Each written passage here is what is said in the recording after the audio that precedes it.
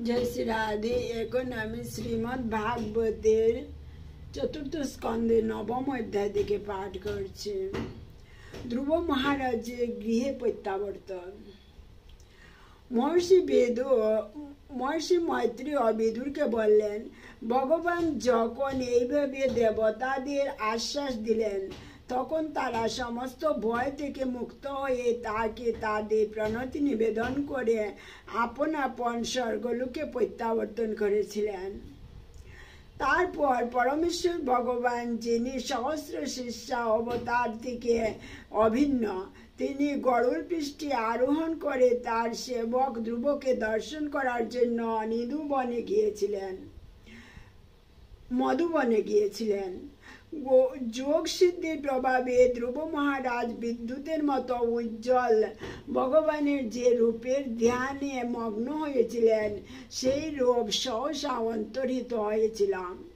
ধ্রুব মহারাজ তখন অত্যন্ত বিচলিত হয়েছিলেন এবং তার ধ্যান ভঙ্গ হয়েছিল, কিন্তু তার চোখ উন্মিলিত করা মাত্রই তিনি ঠিক যেভাবে তার হৃদয়ে পরমেশ্বর ভগবানকে দর্শন করেছিলেন ঠিক সেইভাবে তাকে তার সম্মুখে দেখতে পেয়েছিলেন। ভগবানকে সম্মুখে দর্শন করে ধ্রুব মহারাজ অত্যন্ত বিহ্বল হয়েছিলেন এবং শ্রদ্ধা সহকারে তাকে প্রণতি নিবেদন করেছিলেন। তাকে দণ্ডবোধ প্রণতি নিবেদন করে তিনি ভগবত প্রেমে মগ্ন হয়েছিলেন। ধ্রুব মহারাজ ভাবাবিষ্ট হয়ে ভগবানকে এমনভাবে দর্শন করেছিলেন যে তিনি তার চক্ষুর দ্বারা ভগবানের সৌন্দর্য পান করছিলেন, যেন তিনি তার চক্ষুর দ্বারা ভগবানের সৌন্দর্য পান করছিলেন। ভগবানের শ্রীপাদ পদ্ম চুম্বন করে তিনি তার বাহুর দ্বারা তাকে আলিঙ্গন করেছিলেন। ধ্রুব মহারাজ যদিও ছিলেন একটি ছোট্ট বালক, তবুও তিনি উপযুক্ত শব্দের দ্বারা পরমেশ্বর ভগবানের বন্দনা করতে চেয়েছিলেন, কিন্তু যেহেতু তিনি ছিলেন অনভিজ্ঞ তাই তিনি তৎক্ষণাৎ যথাযথভাবে নিজেকে ব্যক্ত করতে পারেননি। সর্ব অন্তর্যামী পরমেশ্বর ভগবান ধ্রুব মহারাজের সেই বিহ্বল অবস্থা বুঝতে পেরে তার অহৈতুকে কৃপার প্রভাবে তার শঙ্খের দ্বারা তার সম্মুখে কৃতাঞ্জলি পুটে দণ্ডায়মান ধ্রুব মহারাজের মস্তক স্পর্শ করেছিলেন। সেই সময় ধ্রুব মহারাজ বৈদিক সিদ্ধান্ত সম্বন্ধে সম্পূর্ণরূপে অবগত হয়েছিলেন এবং পরম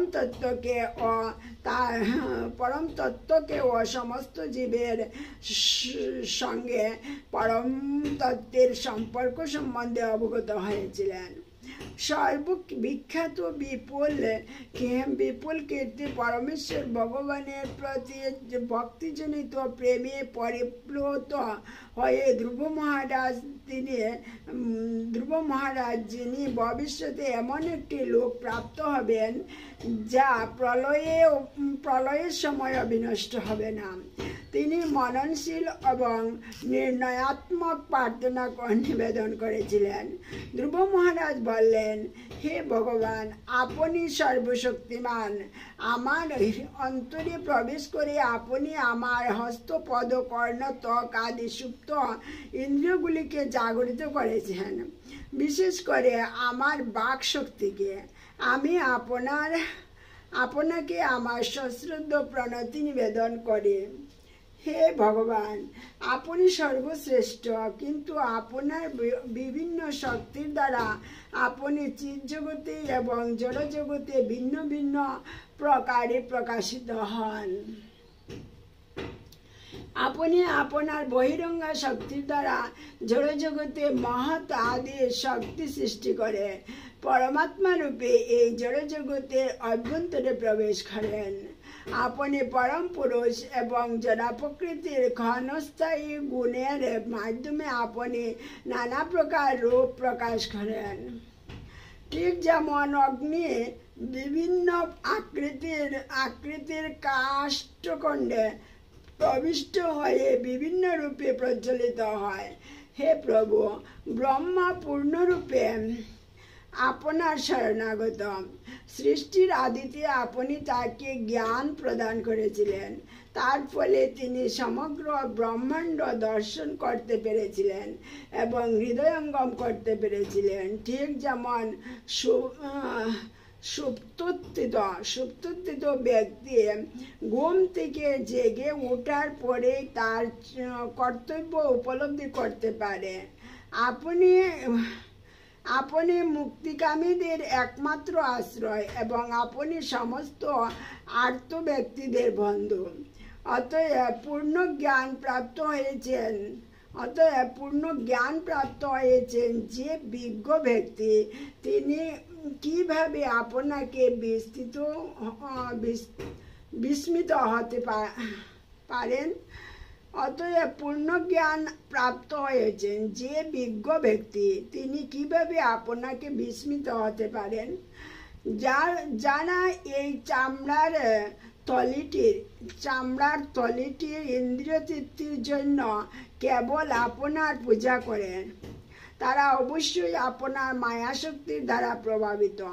সংসার বন্ধন থেকে মুক্ত হওয়ার কারণ স্বরূপ আপনার মতো কল্পবৃক্ষকে পাওয়া সত্ত্বেও আমার মতো মূর্খ ব্যক্তিরা সেই ইন্দ্রিয় তৃপ্তি লাভের জন্য আপনার কাছে বর প্রার্থনা করে, যা নরকেও লাভ হয়।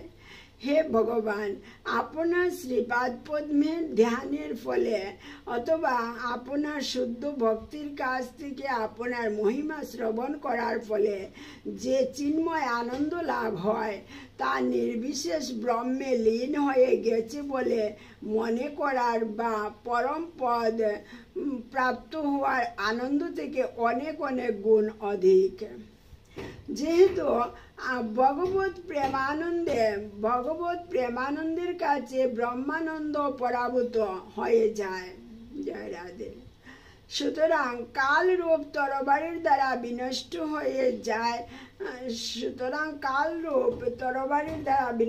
হয়ে যায় যে ক্ষণস্থায়ী স্বর্গসুখ, সেই সম্বন্ধে আর কি বলার আছে। স্বর্গলোকে উন্নীত হলেও কালক্রমে পুনরায় স্বর্গচ্যুত হয়ে মর্ত্যলোকে অধঃপতিত হতে হয়। হে অনন্ত ভগবান, কৃপা করে আপনি আমাকে আশীর্বাদ করুন যেন নিরন্তর আপনার সেবায় যুক্ত শুদ্ধ ভক্তদের সঙ্গ আমি লাভ করতে পারি। এই প্রকার দিব্য ভক্তেরা সম্পূর্ণরূপে নিষ্কলস। আমার পূর্ণ বিশ্বাস রয়েছে যে ভগবক্তির প্রভাবে আমি জ্বলন্ত অগ্নির তরঙ্গ সমন্বিত ভয়ঙ্কর ভব সমুদ্র পার হতে পারব। তা আমার পক্ষে অত্যন্ত সহজ হবে, কেননা আমি আপনার শরণাগত দিব্য গুণাবলী এবং লীলাসমূহ শ্রবণ করার জন্য উন্মত্ত হয়েছি। হে কমলনাভ ভগবান, যিনি আপনার শ্রীপাদপদ্মের সৌরভে নিরন্তর লোলুপ ভক্তের সঙ্গ করেন, তিনি কখনো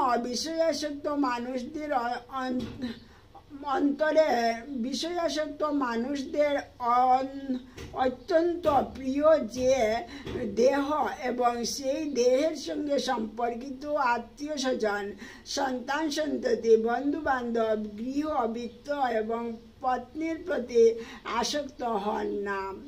প্রকৃতপক্ষে তিনি সেইগুলি গ্রাহ্যই করেন না। হে ভগবান, হে অজ, আমি জানি যে পশু, বৃক্ষ, পক্ষী, সরীসৃপ, দেব, দানব, মানুষ ইত্যাদি বিভিন্ন প্রকার জীবাত্মারা মহত্ত্ব থেকে উদ্ভূত ব্রহ্মাণ্ডের সর্বত্র ছড়িয়ে রয়েছে। আমি জানি যে সেই জীবাত্মারা কখনো ব্যক্ত এবং কখনো অব্যক্ত, কিন্তু আমি এই প্রকার পরম রূপ কখনো দর্শন করিনি যা আমি এখন দেখছি। এখন মতবাদ সৃষ্টি করার জন্য তর্ক বিতর্কের সমাপ্তি হয়েছে। হে ভগবান, কল্পান্তে ভগবান গর্ভদুঃসায়ী বিষ্ণু সমগ্র ব্রহ্মাণ্ড তার উদরের মধ্যে সন্নিবিষ্ট করেন। তিনি শেষনাগের শয্যায় শয়ন করেন এবং তখন তার নাভি থেকে একটি স্বর্ণময় কমল উত্থিত হয় এবং তাতে ব্রহ্মার জন্ম হয়েছিল। আমি বুঝতে পেরেছি যে আপনি হচ্ছেন সেই পরমেশ্বর ভগবান। তাই আমি আপনাকে আমার সশ্রদ্ধ প্রণতি নিবেদন করি। হে ভগবান, আপনার অখণ্ড চিন্ময় দৃষ্টিপাতের দ্বারা আপনি বুদ্ধির কার্যের সমস্ত অবস্থার উপর পরম সাক্ষী। আপনি নিত্য মুক্ত, আপনার অস্তিত্ব শুদ্ধ সত্যে অবস্থিত এবং পরমাত্মা রূপে আপনার অস্তিত্ব অপরিবর্তনীয়। আপনি ঐশ্বর্যপূর্ণ আদি পরমেশ্বর ভগবান এবং আপনি জড়া প্রকৃতির 3 গুণের শাশ্বত ঈশ্বর। তাই আপনি সমস্ত সাধারণ জীব থেকে ভিন্ন। শ্রী বিষ্ণুরূপে আপনি সমগ্র ব্রহ্মাণ্ডকে সর্বত্রভাবে পালন করেন এবং আপনি স্বতন্ত্র থাকলেও সমস্ত যজ্ঞফলের ভোক্তা। হে ভগবান, আপনার নির্বিশেষ ব্রহ্মের প্রকাশে 2টি পরস্পর বিরোধী তত্ত্ব, জ্ঞান এবং অবিদ্যা সতত বিরাজমান। আপনার বিবিধ শক্তি নিরন্তর প্রকাশিত, কিন্তু নির্বিশেষ ব্রহ্ম যা অখণ্ড আদি অপরিবর্তনীয় অসীম এবং আনন্দময়, তা হচ্ছে জড়জগতের কারণ। যেহেতু আপনি হচ্ছেন সেই নির্বিশেষ ব্রহ্ম, তাই আমি আপনাকে আমার সশ্রদ্ধ প্রণতি নিবেদন করি। হে ভগবান, হে পরমেশ্বর, আপনি সমস্ত আশীর্বাদের মর্তরূপ। তাই যিনি অন্য সমস্ত বাসনা রহিত হয়ে ভক্তিযুক্ত চিত্তে আপনার শ্রীপাদপদ্মের আরাধনা করেন, তার কাছে রাজপদ ও নিতান্ত নগণ্য হয়ে যায়। আপনার শ্রীপাদপদ্মের আরাধনা করার এমনই আশীর্বাদ, আপনার শ্রীপাদপদ্মের আরাধনা করার এমনই আশীর্বাদ। গাভী যেমন তার নবজাত বৎসকে দুগ্ধ দান করে এবং সমস্ত আক্রমণের ভয় থেকে রক্ষা করে পালন করে, আপনিও তেমন আপনার অহৈতুকী কৃপার প্রভাবে আমার মতো অজ্ঞান ভক্তকে পালন করুন। মহর্ষি মৈত্র বললেন, হে বিদুর, সৎ বাসনায় পূর্ণ অন্তঃকরণ সমন্বিত ধ্রুব মহারাজ যখন তার প্রার্থনা শেষ করলেন, তখন ভক্তবৎসল ভগবান তাকে অভিনন্দন জানিয়ে বলেছিলেন, হে রাজপুত্র ধ্রুব, তুমি পবিত্র ব্রত পালন করেছ এবং আমি তোমার অন্তরের বাসনা সম্বন্ধে অবগত। যদিও তোমার অভিলাষ অত্যন্ত উচ্চ এবং পূর্ণ করা অত্যন্ত কঠিন, তা সত্ত্বেও আমি তোমার এই বাসনা পূর্ণ করব। জয় রাধে। তোমার সর্বত্রভাবে মঙ্গল হোক। হে ধ্রুব, আমি তোমাকে ধ্রুবলোক নামক এক উজ্জ্বল গ্রহ প্রদান করব, যার অস্তিত্ব কল্পান্তে প্রলয়ের পরেও অক্ষুণ্ণ থাকবে। সমস্ত সৌরমণ্ডল, গ্রহ এবং নক্ষত্ররাজি পরিবেষ্টিত সেই লোকে এখনো পর্যন্ত কেউ আধিপত্য করেননি। নবমণ্ডলের সমস্ত জ্যোতিষ্ক সেই গ্রহকে প্রদক্ষিণ করে, ঠিক যেমন বলদ সমূহ শস্য মাড়াইয়ের সময় মেদিদণ্ডের চারপাশে প্রদক্ষিণ করে। ধর্ম, অগ্নি, কশ্যপ,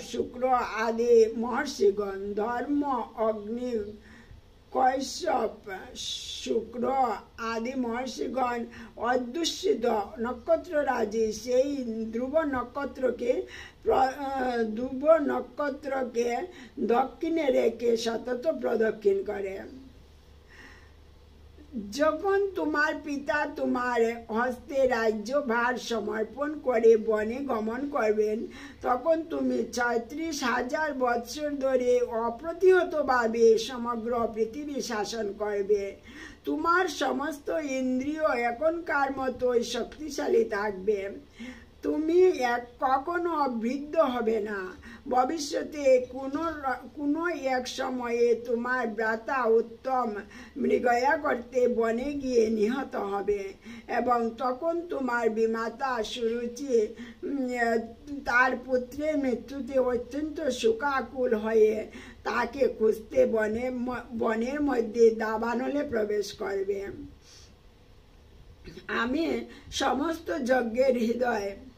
তুমি বহু মহান যজ্ঞ অনুষ্ঠান করতে সক্ষম হবে এবং প্রভুত্ব দানও করবে।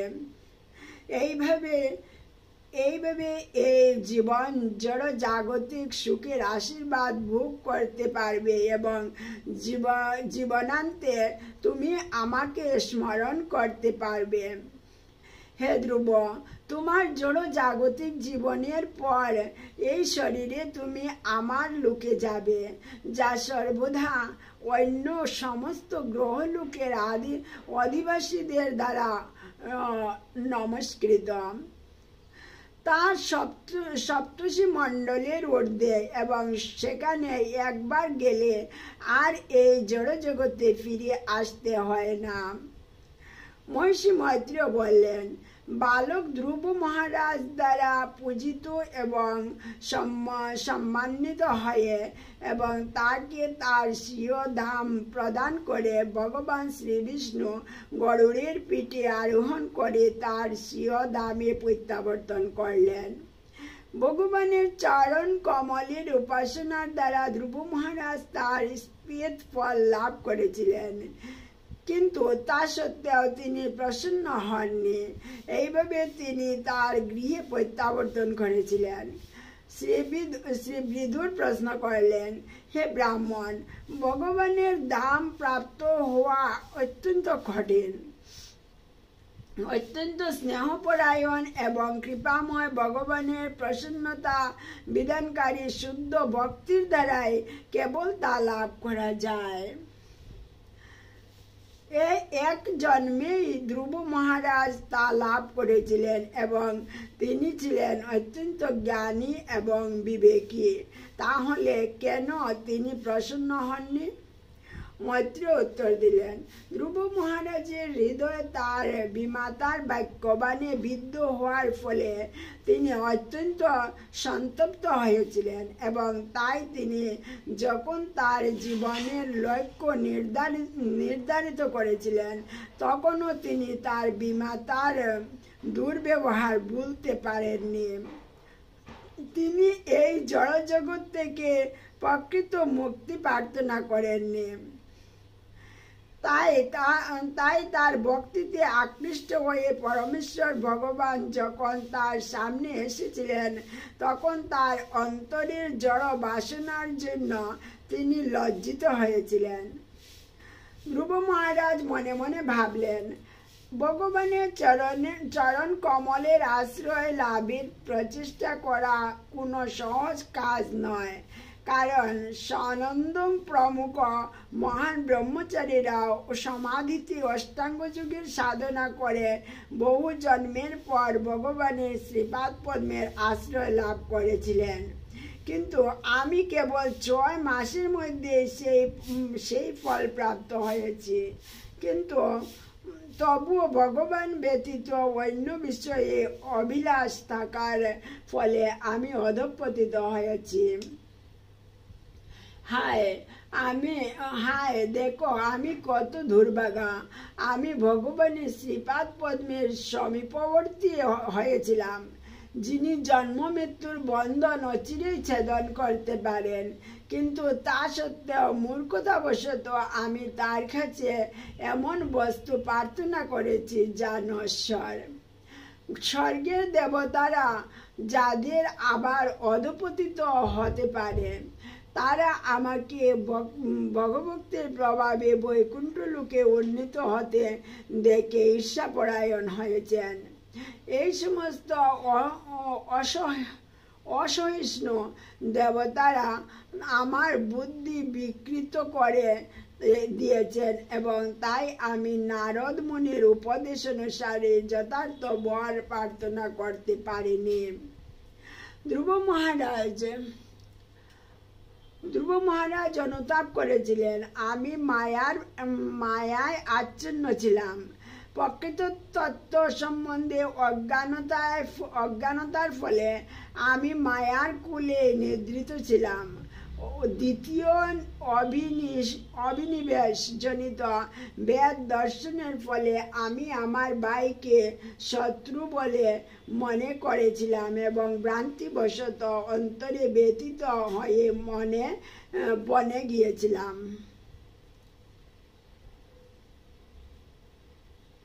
ভ্রান্তিবশত অন্তরে ব্যতীত হয়ে মনে করেছিলাম তারা আমার শত্রু। পরমেশ্বর ভগবানকে প্রসন্ন করা অত্যন্ত কঠিন, কিন্তু আমি সমস্ত ব্রহ্মাণ্ডে পরমাত্মাকে প্রসন্ন করা সত্ত্বেও তার কাছে কেবল কয়েকটি অর্থহীন বস্তু প্রার্থনা করেছি। আমার কার্যকলাপ ঠিক একটি মৃত ব্যক্তিকে চিকিৎসা করার মতো। দেখো আমি কি দুর্ভাগা, কারণ জন্ম মৃত্যুর বন্ধন ছেদনকারী পরমেশ্বর ভগবানের সঙ্গে সাক্ষাৎ হওয়া সত্ত্বেও আমি কেবল সেই বন্ধনে প্রার্থনা করছি। ভগবান যদিও আমাকে তার সেবা সম্পদ প্রদান করেছিলেন, তবুও নিতান্ত মূর্খতাবশত এবং পুণ্যের অভাববশত আমি কেবল নাম যশ এবং জাগতিক উন্নতি কামনা করেছি। আমার অবস্থা ঠিক এক দরিদ্র ব্যক্তির মতো, যিনি এক মহান সম্রাটের কাছে মূর্খতাবশত কেবল একটু খোদ ভিক্ষা করেন, যদিও তার প্রতি প্রসন্নতাবশত সম্রাট তাকে যে কোনো কিছু দিতে ইচ্ছুক। মহর্ষি মৈত্রেয় বললেন, হে বিদুর, তোমার মতো ব্যক্তিরা যারা মুকুন্দের, যিনি মুক্তি দান করতে পারেন সেই পরমেশ্বর ভগবানের শ্রীপাদ পদ্মের শুদ্ধ ভক্ত এবং যারা সর্বদাই তার শ্রীপাদ পদ্মের মধুর প্রতি অত্যন্ত আসক্ত, তারা সর্বদাই তার শ্রীপাদ পদ্মের সেবা করেই প্রসন্ন থাকেন। জীবনের যে কোনো অবস্থাতে এই প্রকার ভক্তেরা সন্তুষ্ট থাকেন এবং তাই তারা ভগবানের কাছে কখনো জড়জাগতিক উন্নতি প্রার্থনা করেন না। মহারাজ উত্তানপাদ যখন শুনলেন যে পুত্র ধ্রুব গৃহে ফিরে আসছেন, তখন তার মনে হয়েছিল যেন ধ্রুব তার মৃত্যুর পর ফিরে আসছেন।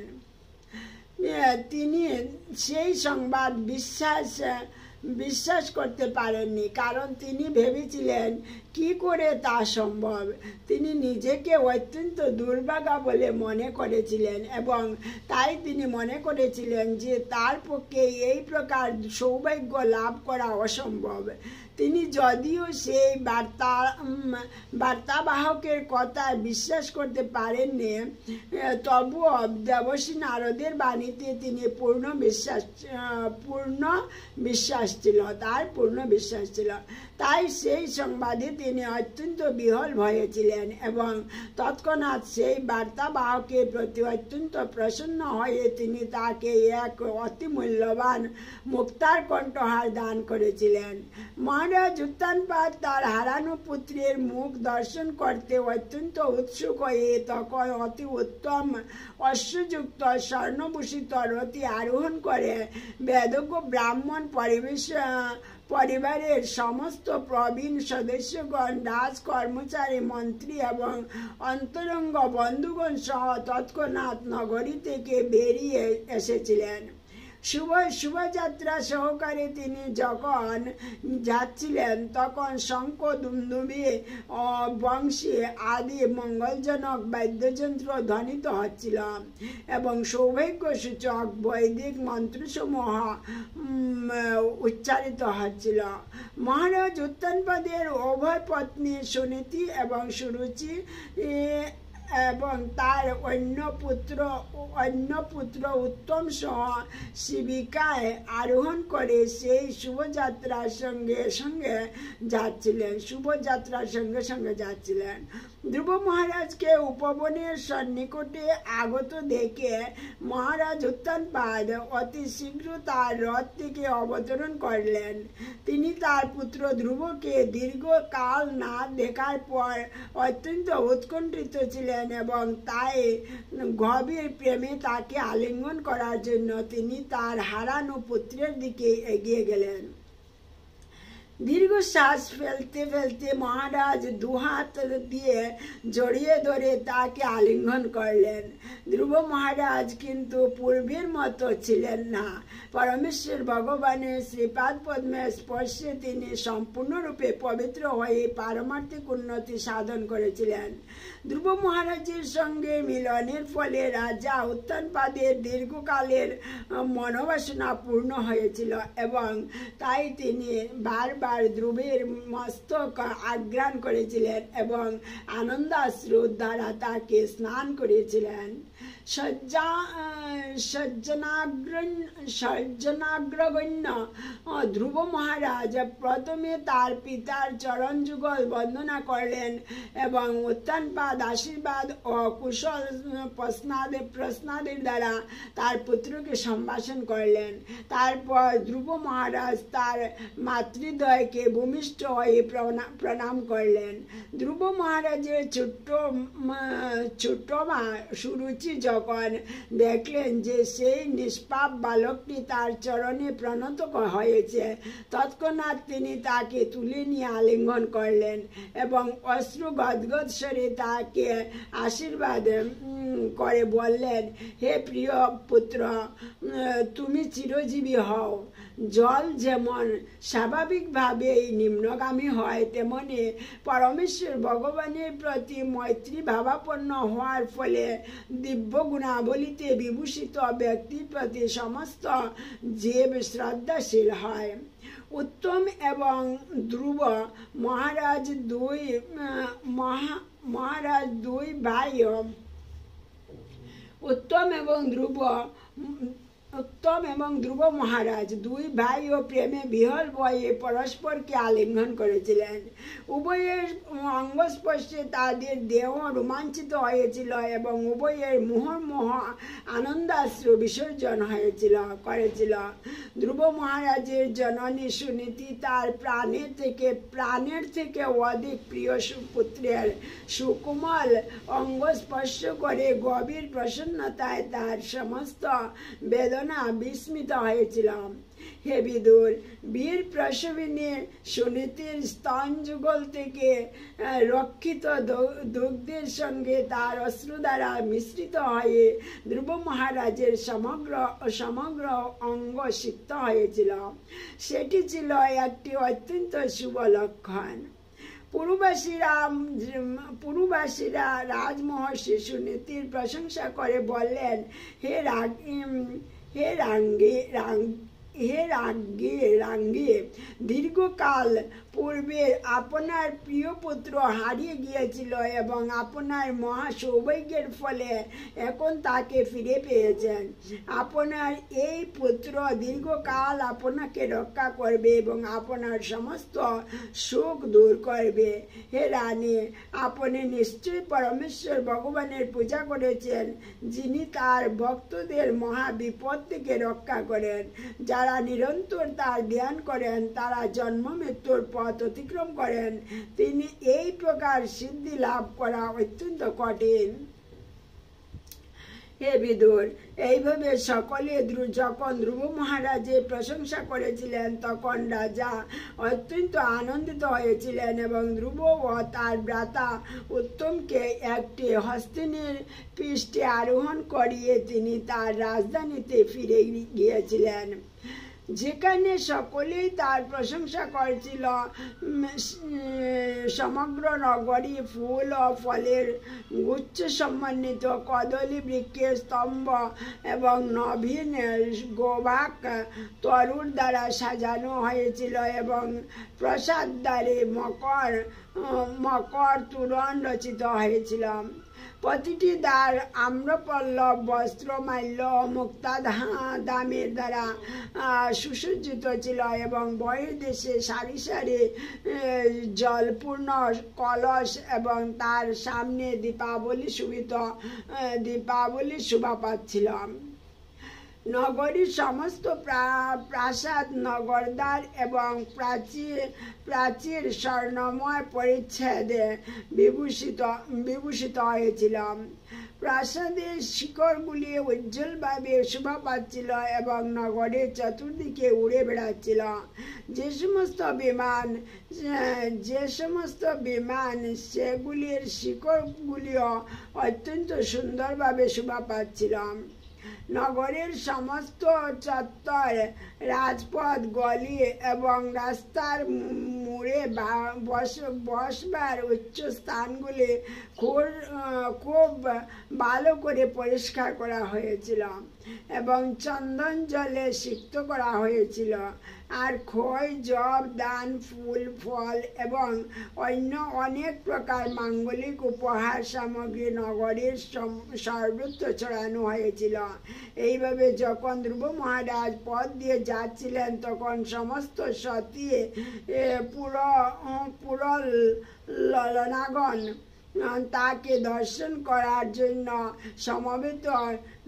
সমবেত হয়েছিলেন এবং বাৎসল্য স্নেহে তারা তাকে আশীর্বাদ করে তার উপর শ্বেত, সরসপ, জব, দই, জল, দুর্বা,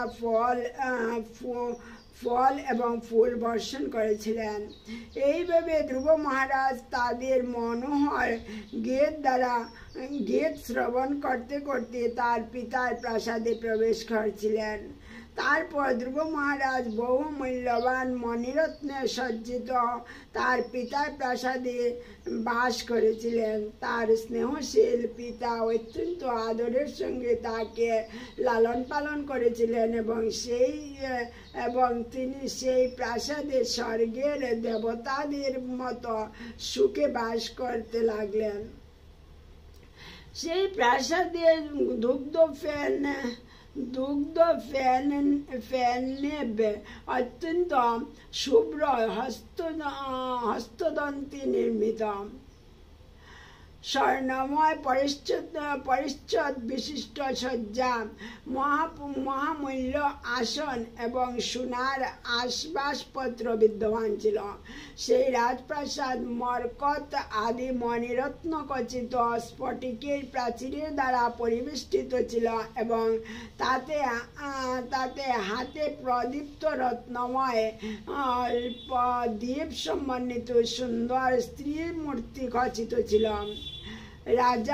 রাজার প্রাসাদ উদ্যান সমূহের দ্বারা পরিবেষ্টিত ছিল, যেখানে স্বর্গলোক থেকে নিয়ে আসা বহু বৃক্ষ ছিল।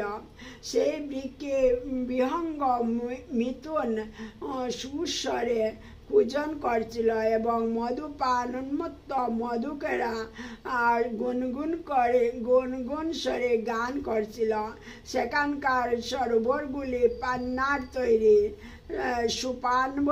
সুপানাবলীর দ্বারা শোভিত ছিল। তাতে পদ্ম, উৎপল, কুমুদরাজি প্রস্ফুটিত ছিল এবং হংস, কারণ্ডব, চক্রবাক, সারস ইত্যাদি পক্ষীকুল সেই জলে বিহার করছিল। রাজসী উত্তানপাদ তার পুত্র ধ্রুবের মহিমা শ্রবণ করে এবং তার প্রভাব দর্শন করে অত্যন্ত বিস্মিত হয়েছিলেন, কারণ ধ্রুবের কার্যকলাপ ছিল আশ্চর্যতম। তারপর মহারাজ উত্তানপাদ বিচার করে দেখলেন যে ধ্রুব মহারাজ রাজ্য পরিচালনার উপযুক্ত বয়স প্রাপ্ত হয়েছেন এবং মন্ত্রীরা সম্মত আছেন। প্রজারাও তার প্রতি বিশেষ অনুরক্ত। তখন তিনি ধ্রুবকে সারা পৃথিবীর সম্রাটের পদে অভিষিক্ত করলেন। তার বৃদ্ধা অবস্থা বিবেচনা করে এবং তার আত্মার কল্যাণের কথা চিন্তা করে মহারাজ উত্তানপাদ বিষয়ের প্রতি বিরক্ত হয়ে বনে গমন করলেন। জয় শ্রী রাধে। ভুল ভ্রান্তি অপরাধ মাফ করবেন। হরে কৃষ্ণ কৃষ্ণ কৃষ্ণ হরে হরে, হরে রাম রাম রাম হরে হরে। জয় শ্রী রাধে, জয় শ্রী রাধে।